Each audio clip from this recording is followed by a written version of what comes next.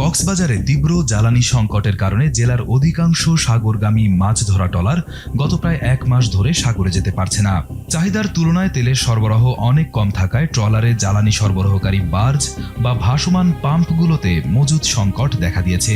ফলে বাঁকখালী নদীর বিভিন্ন ঘাটে শত শত ট্রলার নোঙর করে অপেক্ষা করলেও তেল না পেয়ে ফিরে যেতে হচ্ছে মাঝি ও জেলেদের।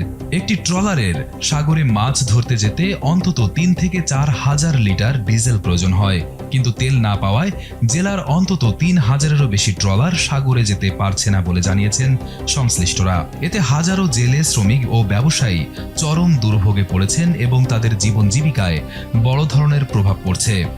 যে প্রভাব পড়তেছে, বোটের মালিকরা লক্ষ লক্ষ টাকা গুনারে দেওয়ার পরও সাগরে বোট পাঠাতে পারতেছে না। যদি এভাবে সংকট পড়ে যায় তাহলে যারা ব্যবসায়ের সাথে, মৎস্য ব্যবসায়ীর সাথে জড়িত আছে তারাও কষ্ট পাবে, যারা জেলে আছে তারাও কষ্ট পাবে, যারা বোটের মালিক আছে তারা লক্ষ লক্ষ টাকা মানুষের থেকে লেনদেন করে বোট চালাচ্ছে তারাও কষ্ট পাবে। ট্রলার সাগরে যেতে পারছে না, ট্রলার গাড়ির মধ্যে বসা আছে। তেল কি তারা কি ওখান থেকে পাইতেছে না নাকি দিতেছে না এটা তো জানি না।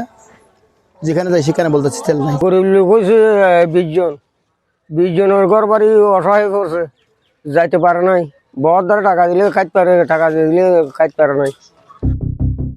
কয়েকজন জেলে ও শ্রমিক জানান, দীর্ঘদিন ধরে তেল না পাওয়ায় তারা কাজ করতে পারছেন না। আয় বন্ধ হয়ে যাওয়ায় পরিবার চালানো কঠিন হয়ে পড়েছে। প্রায় 1 মাস ধরে চলা এই সংকটের কারণে চাহিদা মতো তেল মিলছে না, ফলে বিপুল সংখ্যক ট্রলার সাগরে মাছ আহরণে যেতে পারছে না। এদিকে বার্জ স্টেশন সংশ্লিষ্টরা বলছেন, বর্তমান পরিস্থিতিতে দৈনিক চাহিদার তুলনায় জ্বালানি সরবরাহ খুবই কম। 6,000-এর উপরে ট্রলার এখানে আছে। অনেক ট্রলার জ্বালানি সংকটের কারণে সাগরে যেতে পারেনি। মুষ্টিমন কিছু ট্রলার গিয়েছে, তারা মাছও আসতেছে, তবে মাছের দাম অনেক দাম, এবং অনেক ট্রলার জ্বালানি সংকটের কারণে বের হতে পারছে, সাগরে যেতে পারতেছে না। তারা অপেক্ষায় আছে, জ্বালানি পেলে তারা সাগরে যেয়ে মাছ আহরণের জন্য যাবে। জেলার মৎস্য অফিস বলছে, এই সংকট শুধু স্থানীয় নয়, জাতীয় ও আন্তর্জাতিক পর্যায়ের জ্বালানি সংকটের প্রভাব। এখানে আমাদের যে টাস্কফোর্স কমিটি জেলা পর্যায়ের, যে ডিসি মহোদয়ের নেতৃত্বে যে কমিটি, সেই কমিটির আওতায় একটা সিদ্ধান্ত ছিল যে শুধুমাত্র যাদের লাইসেন্স আছে শুধুমাত্র তাদেরকেই তেল দেওয়া হবে। আমরা ইতিমধ্যেই ট্রলার মালিক যারা আছেন তাদেরকে আমরা নির্দেশনা দিয়েছি যাতে করে লাইসেন্সধারীরা অগ্রাধিকার পায় এবং যাদের নাই তারা যাতে অনতিবিলম্বে লাইসেন্সের আওতায় আসে।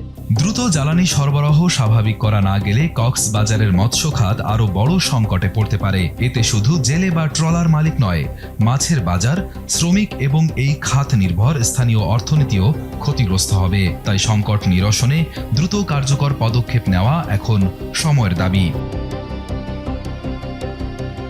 রিয়াদ হোসেন, কালবেলা।